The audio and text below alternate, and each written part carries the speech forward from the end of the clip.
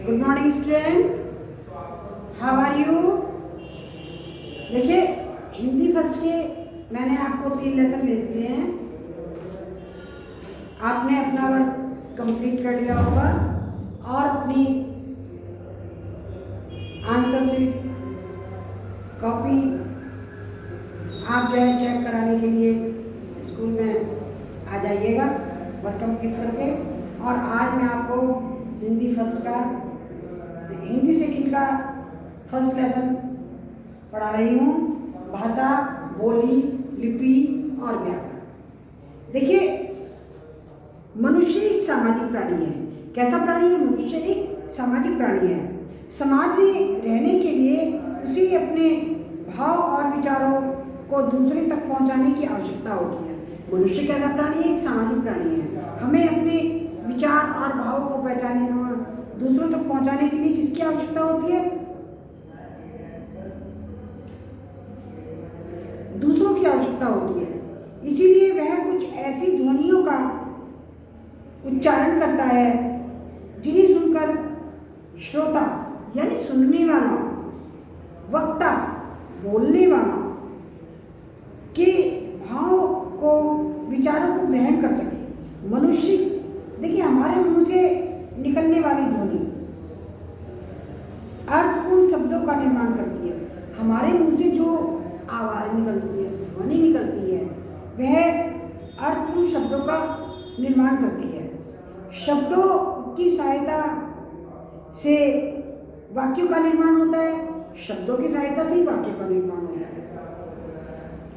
और इन्हीं वाक्यों द्वारा हम अपने मन के भाव व विचारों को का आदान प्रदान करते हैं। जब हमारे मन में भाव आते हैं, विचार आते हैं, जब नए नए भाव हमारे मन में उठते हैं, तो उन्हीं विचारों का आदान प्रदान करते हैं।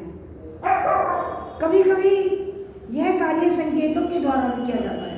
कभी कभी यह कार्य संकेतों के द्वारा भी होता है। संकेतों के द्वारा कब करते हैं? क्योंकि जो मनुष्य बोल नहीं सकता, सुन नहीं सकता, उन्हें हम संकेतों के द्वारा समझाते हैं। उसे सांकेतिक भाषा कहते हैं। जैसे यातायात पुलिस या सिपाही गाड़ियों के रुकने और चलने के लिए संकेत का इशारा करते हैं। एक तो हम गूंगे और बहरे आदमियों के लिए प्रयोग करते हैं। दूसरे, जब ट्रैफिक पुलिस होती है, चौराहे पर सिपाही खड़ा रहता है, बस को और जो वाहन आते जाते हैं उनको रुकने का संकेत करता है और चलने का संकेत कर देता है। परंतु इसे भाषा नहीं कहा जा सकता, क्योंकि सिर्फ संकेतों के माध्यम से मनुष्य अपने सभी भाव व विचार व्यक्त नहीं कहा जा सकता। सिर्फ संकेतों के माध्यम से मनुष्य अपने सभी भाव व विचारों को व्यक्त नहीं कर सकता। इसी कारण भाषा का विकास हुआ। देखिए, हम अपने भाव और विचारों को पूर्ण रूप से प्रकट नहीं कर सकते इशारों से, इसीलिए भाषा का निर्माण किया जाता है। भाषा के द्वारा मनुष्य अपने मन के भाव व विचारों को बोलकर या लिखकर प्रकट करते हैं। हम अपने भाव को बोलकर या लिखकर प्रकट करते हैं, क्योंकि अब हम आपको बोल करके पाठ समझा रहे हैं, आपकी समझ में आ रहा है, अपने विचार हम आपको सुना रहे हैं,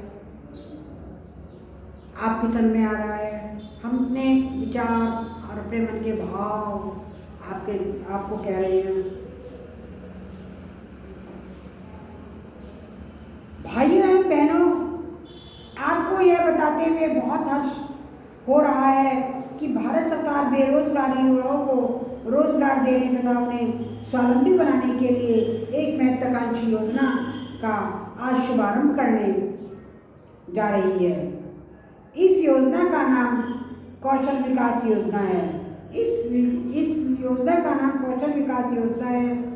इस योजना के अंतर्गत बेरोजगार युवाओं को ट्रेनिंग देकर पहले उन्हें कुशल बनाया जाएगा, फिर उनको रोजगार की व्यवस्था की जाएगी। इस योजना के माध्यम से लाखों बेरोजगार युवाओं को रोजगार मिल जाएगा। वह योजना कौन सी है? कौशल विकास योजना। उससे पहले जो है युवाओं को, जो बेरोजगार लोग हैं, उनको जो है ट्रेनिंग दी जाएगी, उन्हें सिखाया जाएगा उस रोजगार के बारे में, और फिर उनको रोजगार दिया जाएगा। दूसरे दिन बाबूजी अखबार पढ़ते हुए बोले, रमेश यह देखो, कल प्रधानमंत्री ने बेरोजगार युवकों के लिए एक नई योजना का शुभारंभ किया, जिसका नाम है कौशल विकास योजना। इस योजना के माध्यम से सरकार द्वारा बेरोजगार युवकों को ट्रेनिंग दिलाकर किसी विशेष कार्य में कुशल बनाया जाता है, जैसे बिजली मिस्त्री का काम, दर्जी का काम, मैकेनिक का काम आदि, और फिर उनके रोजगार या स्वावलंबन की व्यवस्था की जाएगी। पहले उन्हें ट्रेनिंग दी जाएगी बिजली के मिस्त्री के लिए, दर्जी के काम के लिए और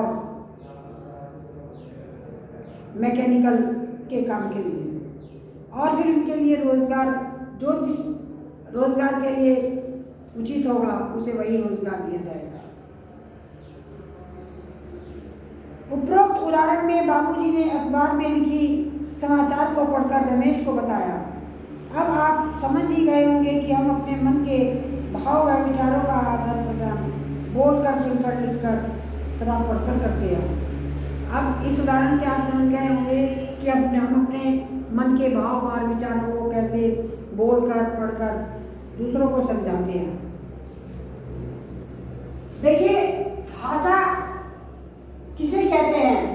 जो अभी मैंने तक आपको समझाया है, भाषा वह साधन है जिसके द्वारा मनुष्य अपने मन के भाव तथा विचारों का आदान प्रदान करता है।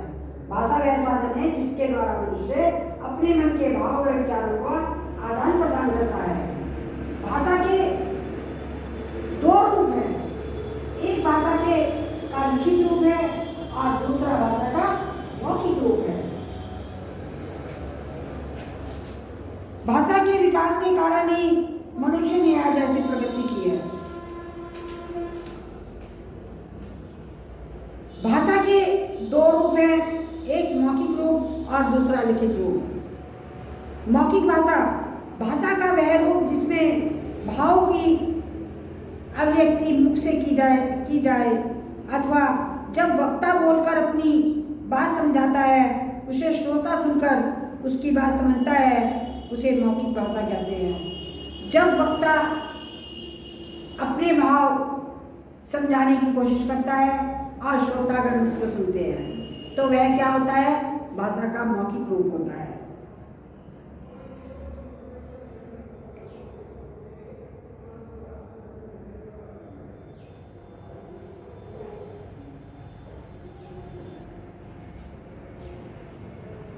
अब है लिखित रूप। भाषा के जिस रूप से मन के भावों का आदान प्रदान लिखकर किया जाता है, उसे भाषा का लिखित रूप कहते हैं। जिसमें हम अपने मन के भाव के विचारों को लिख करके प्रकट करते हैं, तो वह भाषा का लिखित रूप होता है।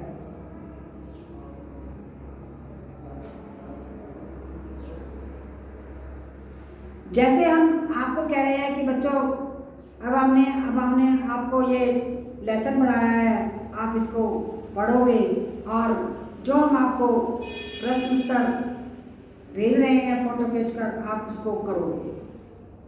यह भाषा का कौन सा रूप है? ये लिखित रूप है।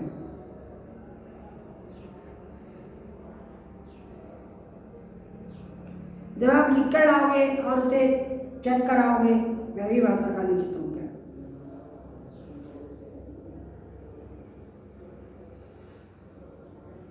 क्योंकि शिक्षक ने बच्चों को निबंध लिखने के लिए कहा, बच्चे निबंध लिख कर लाए। शिक्षक ने निबंध पढ़कर वह यह जाना कि राहुल का निबंध सबसे बढ़िया है। यह भाषा का लिखित रूप है।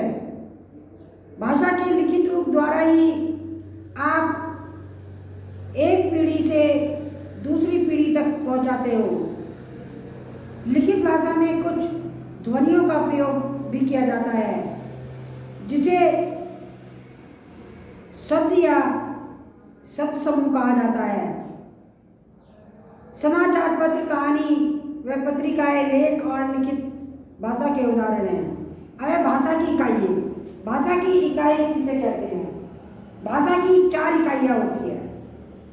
ध्वनि, मुंह से निकलने वाली प्रत्येक स्वतंत्र आवाज ध्वनि कहलाती है। जो हमारे मुख से निकलती है, आवाज निकलती है, क्योंकि उस पर किसी का रोक टोक नहीं होती, तो वह ध्वनि कहलाती है। मुंह से निकलने वाली प्रत्येक स्वतंत्र आवाज ध्वनि कहलाती है। वर्ण, वह छोटी से छोटी मूल ध्वनि जिसके टुकड़े नहीं किए जा सकते, जिसके खंड नहीं किए जा सकते, उसे वर्ण कहते हैं। जैसे अ, ई, उ, ल, म, त, इसके टुकड़े नहीं किए जा सकते। अब शब्द, नंबर 3, शब्द, वर्णों का सार्थक समूह, वर्णों के सार्थक समूह से शब्द बनते हैं। वर्णों के सार्थक समूह से शब्द बनते हैं। जैसे क, म, ल, कमल, ज, ल, ज, जलज, आ, म, र, अमर। अब वाक्य, एक पूर्ण विचार व्यक्त करने वाला शब्द समूह वाक्य कहलाता है। एक पूर्ण विचार व्यक्त करने वाला शब्द समूह वाक्य कहलाता है। जैसे राहुल पुस्तक पढ़ता है। इस वाक्य में राहुल पुस्तक पढ़ता है अलग अलग शब्द हैं, परंतु इसके एक साथ प्रयोग करने से एक ही अर्थ निकाला जा रहा है, अतः यह वाक्य है। अब मौखिक तथा लिखित भाषा में अंतर। मौखिक भाषा, मौखिक रूप परिवर्तनशील है। मौखिक रूप जो है परिवर्तनशील हो जाता है, क्योंकि उसे परिवर्तन, जब एक बार बताते हैं, दोबारा बताते हैं, तो उससे परिवर्तन हो जाता है। लेकिन लिखित रूप में कोई परिवर्तन नहीं होता है, वह स्थिर रहता है, वह बहुत दिनों तक रखा जा सकता है। और मौखिक भाषा को हम संभाल कर नहीं रख सकते, और लिखित भाषा को हम संभाल करके रख सकते हैं, जिसके कारण लिखित रूप स्वतंत्र अधिक होता है। भाषा के लिखित रूप के कारण हमारा प्राचीन साहित्य, विज्ञान एक देश से दूसरे देश तक पहुंच जाता है, और ये पीढ़ी दर पीढ़ी पहुंचता ही रहता है। अभी चला अब है राष्ट्रभाषा। हिंदी भारत की राष्ट्रभाषा है। हिंदी भारत की राष्ट्रभाषा है। भाषा उसे कहते हैं जिसका प्रयोग देश के अधिकांश निवासियों द्वारा किया जाता है। भारत में हिंदी भाषा का प्रयोग लगभग 70% निवासियों द्वारा किया जाता है। भारत में हिंदी भाषा का प्रयोग 70% लोगों के द्वारा किया जाता है। अतः हिंदी भारत की राष्ट्रभाषा है। अब है राजभाषा। राजभाषा का अर्थ है सरकारी कामकाज में प्रयोग की जाने वाली भाषा। सरकारी कामकाज यानी दफ्तरों में जहाँ भी सरकारी काम होते हैं वहाँ पर हिंदी का प्रयोग होता है। उसे जो है राजभाषा कहा जाता है, अर्थात वह भाषा जिसका प्रयोग देश के कार्यालयों में किया जाता है उसे राजभाषा कहते हैं। 14 सितंबर 1949 को संविधान के अनुच्छेद 343 के अनुसार हिंदी को भारत की राजभाषा के रूप में मान्यता प्राप्त हुई। इसीलिए प्रतिवर्ष 14 सितंबर को हिंदी दिवस मनाया जाता है। इसीलिए 14 सितंबर को हिंदी दिवस मनाया जाता है। हिंदी दिवस कब मनाया जाता है? 14 सितंबर को, क्योंकि हमारे संविधान में 1949 को संविधान के अनुच्छेद 343 के अनुसार 343 के अनुसार हिंदी को भारत की राजभाषा के रूप में मान्यता प्राप्त हुई। इसलिए प्रतिवर्ष 14 सितंबर को हिंदी दिवस मनाया जाता है। भारत में आजकल कार्यालयों के कामकाज के लिए हिंदी तथा अंग्रेजी दोनों भाषाओं का प्रयोग किया जाता है। आजकल हमारे देश में हिंदी और अंग्रेजी दोनों ही भाषाओं का प्रयोग किया जाता है। भारत में मातृभाषा जिस भाषा को बालक अपनी माँ या अपने परिवार द्वारा सीखता है। मातृभाषा किसे कहते हैं? जिस भाषा को बालक अपनी माँ या अपने परिवार के द्वारा सीखता है उसे मातृभाषा कहते हैं। किसी भी बच्चे का भाषा से पहला परिचय माँ या परिवार के लोगों के माध्यम से होता है। भाषा का परिचय बच्चे को कब होता है? पहला वह अपने माँ या परिवार से ही सीखता है। इसीलिए उनकी मातृभाषा जो होगी बच्चा भी वही सीखेगा। जैसे बंगाल में जन्मे बच्चों की मातृभाषा बंगाली, गुजरात में जन्मे बच्चों की मातृभाषा गुजराती होगी।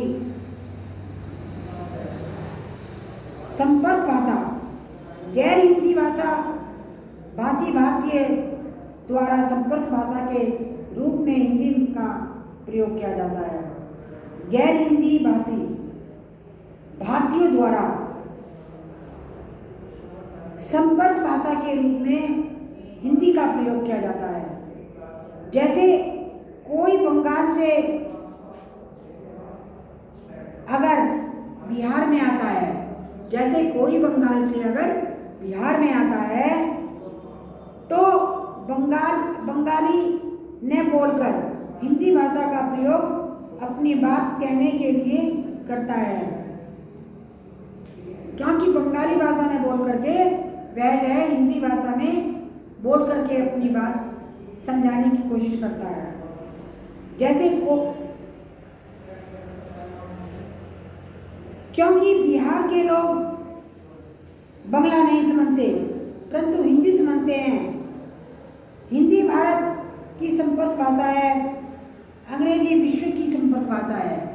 हिंदी भारत की संपर्क भाषा है और अंग्रेजी विश्व की संपर्क भाषा है। भारत की मान्यता प्राप्त भाषाएं संविधान की 8वीं अनुसूची में 22 भाषाओं को मान्यता दी गई है। संविधान की 8वीं अनुसूची में 22 भाषाओं को मान्यता दी गई है। वे निम्न प्रकार है: हिंदी, संस्कृत, ओडिया, असमिया, कन्नड़, उर्दू, कश्मीरी, कोंकणी, तमिल, डोगरी, गुजराती, तेलुगु, पंजाबी, नेपाली, बोडो, बंगला, मराठी, मणिपुरी, मलयालम, संथाली, सिंधी, मैथिली आदि भाषाएं हैं। अब हिंदी भाषा का मानक रूप भाषा के जिस रूप को शिक्षित व्यक्तियों द्वारा प्रयोग तथा विद्वानों द्वारा स्वीकृत किया जाता है। भाषा के जिस रूप को शिक्षित व्यक्तियों, जो शिक्षित होते हैं, पढ़े लिखे होते हैं, शिक्षित व्यक्तियों द्वारा प्रयोग तथा विद्वानों द्वारा प्रयोग, जो पारंगत होते हैं, विद्वानों द्वारा स्वीकृत किया जाता है, स्वीकार किया जाता है, वह भाषा का मानक रूप कहलाता है। मानक भाषा का प्रयोग सरकारी कार्यालयों एवं साहित्य में किया जाता है। मानक भाषा का प्रयोग सरकारी कार्यालयों और साहित्य में किया जाता है।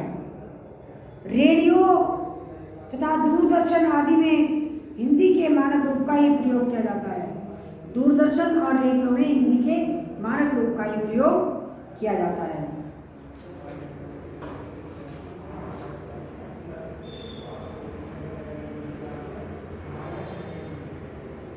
अमानक रूप है झ अंत झ का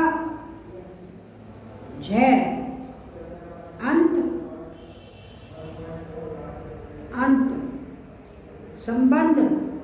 संबंध नए नए,